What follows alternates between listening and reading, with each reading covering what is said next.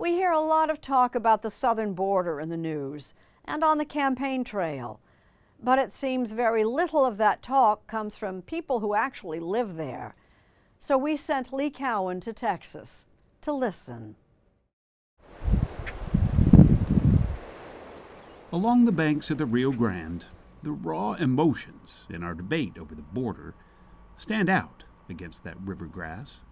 The fear is certainly evident in the razor wire, in the fortress of shipping containers, in the orange floating barriers. But the desperation is pretty clear too, in the discarded footwear and clothing, and in the makeshift markers of those who lost everything trying to enter the U.S., even their names. That duality has always been the reality of Eagle Pass, Texas, a town where Main Street and Mexico have met since the end of the Mexican-American War. Just like anywhere else where you have the Everglades culture, you have Appalachia, you have the Ozarks, this is the border culture.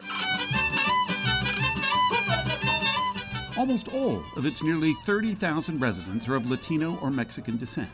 The city's violent crime rate is well below the national average. And the pride that residents here take in their binational, bicultural, bilingual traditions is visible everywhere. We celebrate both countries, we celebrate both identities, we celebrate all of it. The pass to Velasquez at the 20 makes... On Friday nights, residents root for the home teams, like the Mavericks and the Eagles. Muy buen cliente de la tienda acá. Muchas gracias. All right. The mom-and-pop grocery store welcomes you to their neighborhood.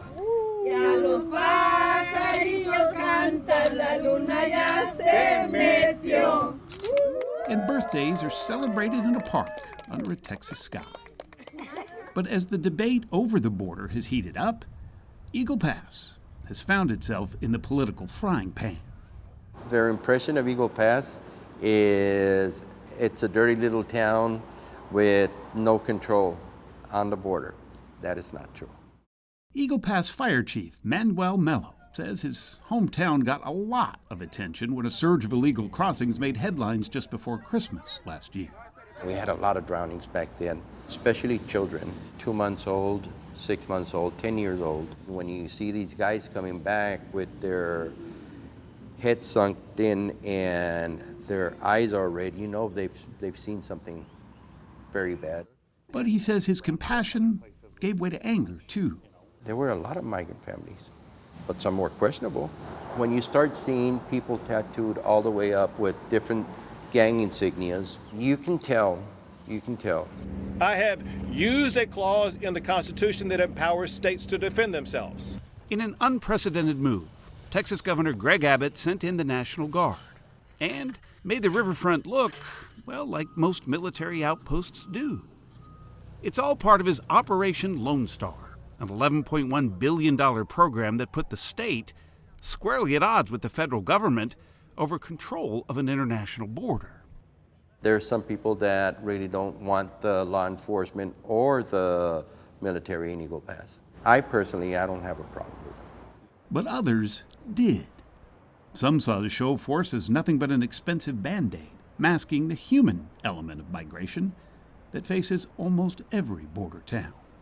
They've traveled for hundreds, if not thousands of miles. They've been attacked, they've been beaten, they've been raped, some of them have been killed. And when a little river like that is in the way, they're not going to stop. The troops took over a riverfront park as a base of operations, effectively closing it to the public, including Jesse Fuentes, who used to run a kayaking business here on the Rio Grande. I don't have access to the river anymore. I can't get in the water. And even if he could, he says he'd be dodging patrol boats. So that's pretty constant? Yeah. That's what I run into every time that I'm on the river. Free Shelby Park!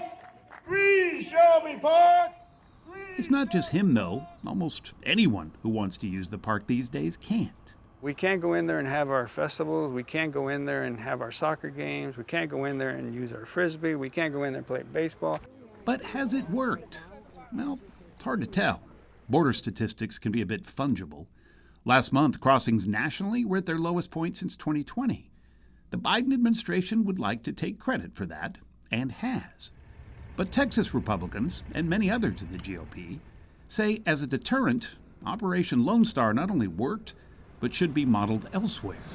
Nice weather, beautiful day, but a very dangerous border. We're going to take care of it. Thank you.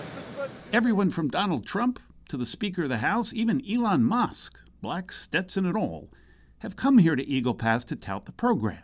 Get a sense for what's going on, and so you can get the kind of like the real story.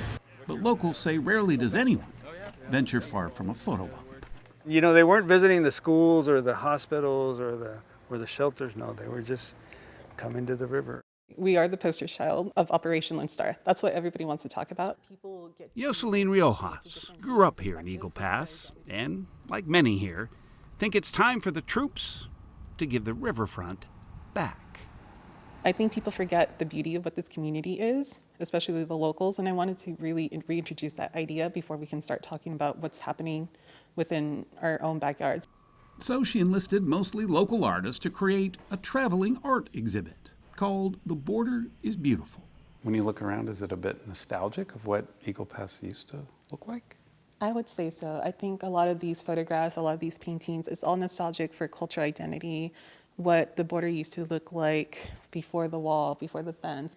There are vibrant sunsets, whimsical tortillas, poignant portraits of families, and portrayals of what it feels like not to be home, at home. It kind of reflects, as you can see, the feeling of isolation and the irony of being called an alien. Most of the works aren't overly political, she says, just reflections about what it means to live on America's welcome mat. Or the unwelcome one, depending on how you see it. What do you see inside? What do you got? This past spring, Texas Governor Greg Abbott welcomed soldiers to a new forward operating base that's still under construction, just to the south of Eagle Pass. It's massive, covering 80 acres that make one day house around 2,000 troops. There's a permanence to that has this border town at least a bit uneasy.